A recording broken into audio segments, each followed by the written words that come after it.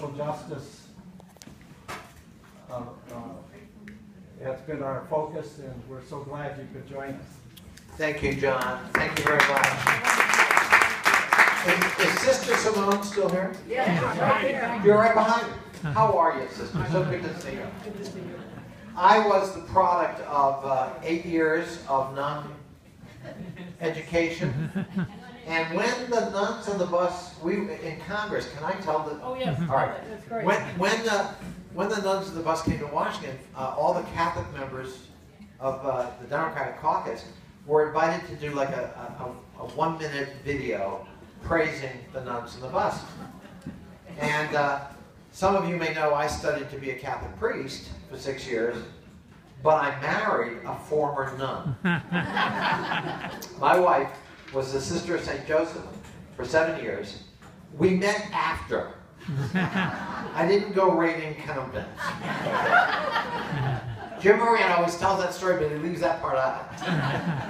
Sounds like I was, stalking the convent or something.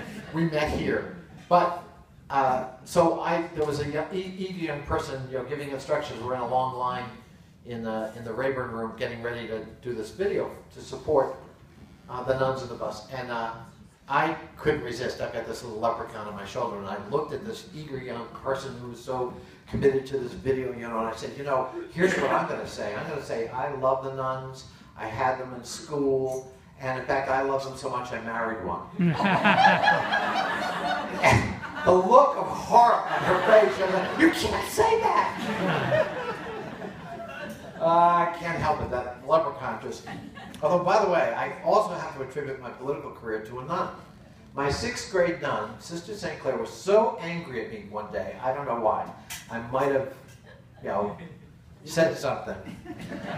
Anyway, she comes walking down the aisle toward me, and you can see she wants to wrap me with a ruler or something.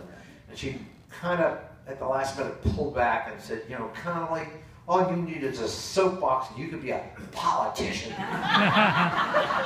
So thank you to nuns. And she was right. And she was right. But in that same vein, I grew up in a progressive Catholic tradition where social justice values mattered a lot, and they still do. And it pains me to see my church, so much of my church, dominated increasingly by people who have 1 or 2 uber issues and kind of forget all the other stuff. And thank God, along came this man named Francis, who is reminding us of other things we have to care about. I want to just tell you a quick story about a man named Louis Crandall. I met Louis Crandall just to talk about the value of your work and how transformative it can be, and you never know how you touch another life. You may never know you did touch another life. So I meet this man named Louis Crandall at the Lamb Center. He's living in a tarp in the woods. He is homeless. He has a serious alcohol addiction problem. He is out of work. He's out of touch with his family because he's ashamed that he has a daughter in Florida, but he doesn't want to see her. He doesn't want her to see him in reduced circumstances. And we talk, and he's trying to get some very basic services at the Lamb Center. So, 2 years, 3 years go by, well, actually longer. I'm now in Congress, and I'm in my district office in Annandale, and my aide comes in and says, there's a man who wants to see you. His name is Crandall.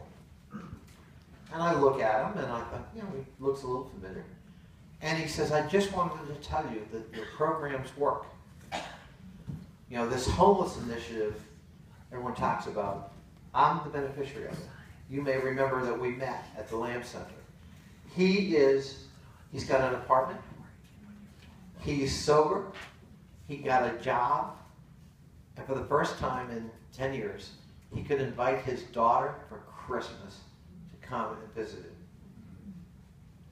And he was so proud of his accomplishment, and he was so generous in acknowledging that these programs that we put together to try to help people in those kinds of reduced circumstances actually make a difference. And the biggest single difference is we help him restore his sense of dignity. Every human being is entitled to autonomy, no matter what their circumstances or their disabilities. Every human being is entitled to respect. And that's what our value system is really all about. That's what these are all about. And that's what SALT's all about. So thank you for your commitment. I'm sorry I was late, but it is 4 days before an election. But I didn't want to miss this, because this is why I'm in public service. It is to make a difference in your community. And you don't have to be in public service to do that, but I have the privilege of being in that position. And so long as I have breath and so long as I'm in that office, I'm always going to live up to those social justice values. Thank you, Sister Simone, and thank you to all of you in SALT for being here today. God bless you. Thank you for helping to bring about a more socially just society and for all the work you do. We appreciate it. And thank you for wanting to